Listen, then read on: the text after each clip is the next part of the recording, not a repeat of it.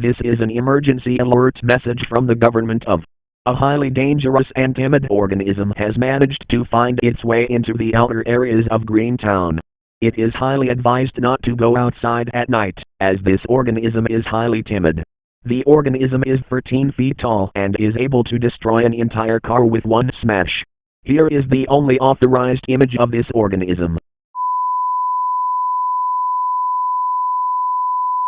Remember to call your local authorities or any sheriff departments if you see this organism.